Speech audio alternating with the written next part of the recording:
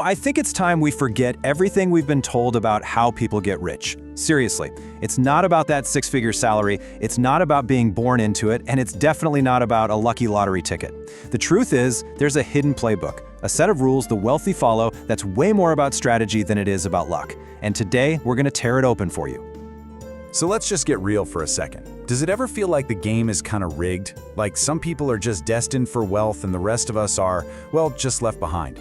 It's a really frustrating thought, but what if I told you that's not the whole story? Not even close.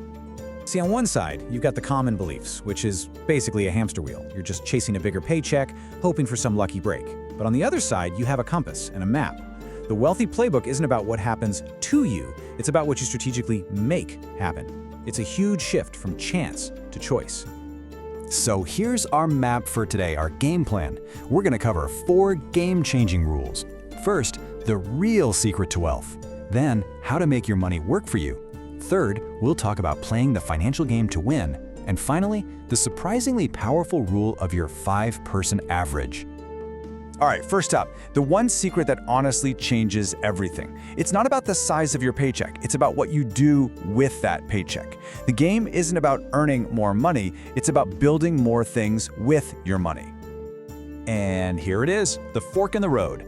Most people, they take the path of active income. That means trading their time for money forever. But the wealthy, they take the other path. They focus all their energy on building assets to create a stream of passive income. One path is a treadmill, the other is an escalator. So what even is an asset? Well, think of it as your own personal money-making machine. It's that rental property collecting rent while you're asleep. It's the stock paying you dividends while you're on vacation. It's that business that thrives without you having to be there all the time. These are the real engines of wealth. And you know, Warren Buffett absolutely nailed it with this quote. If you don't find a way to make money while you sleep, you will work until you die. Now that's not just some clever line, it is the fundamental law of financial freedom. It's all about owning your time, not selling it. So how do you start building? It's actually simple. You start with one powerful move. Before you pay a single bill, you pay yourself first.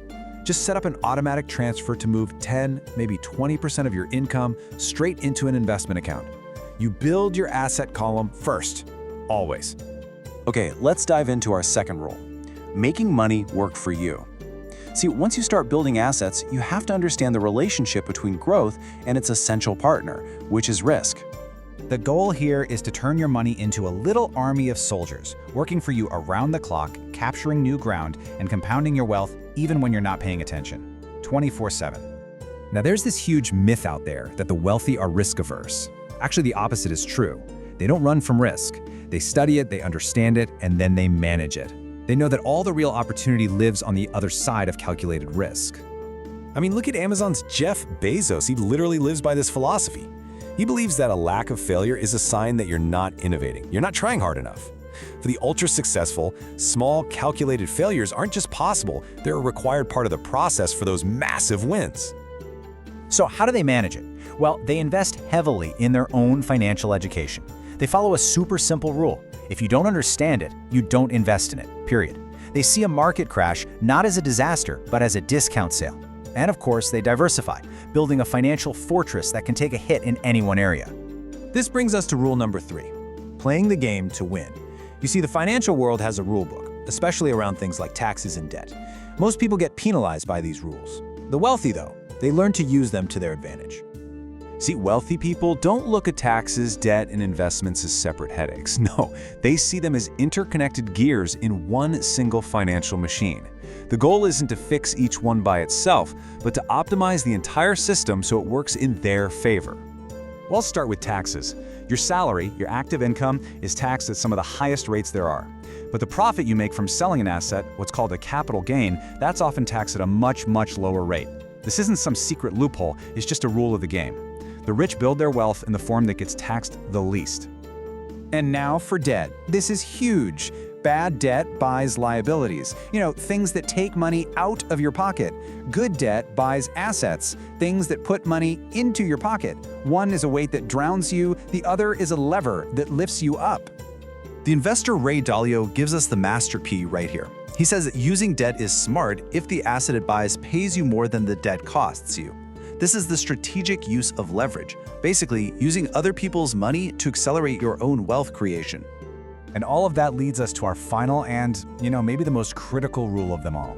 Section 4, your 5-person average. Because despite what a lot of people believe, building wealth is not a solo mission. It is a team sport. Think of your inner circle as your personal board of directors. They're your source for advanced information, for mentorship, for ambition that pushes you higher. And this is so critical, they are your access to opportunities. The best investment deals almost never get advertised. They're shared within trusted networks. The great Jim Rohn said it best: you are the average of the 5 people you spend the most time with. Their habits, their standards, their expectations, all of it becomes yours. And that's not just a motivational poster. That's a mathematical reality. Just look at this. Your circle can be a rocket ship, or it can be an anchor. It's not just about who you like hanging out with, it's about who you become because of them. Choosing your circle is one of the most important financial decisions you will ever make. So let's put it all together. Building assets, mastering risk, playing by the right rules. Those are the mechanics of the playbook.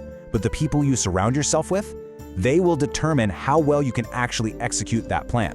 They are the ultimate amplifier. Which really just leaves you with one crucial question to ask yourself tonight. Who is in your circle?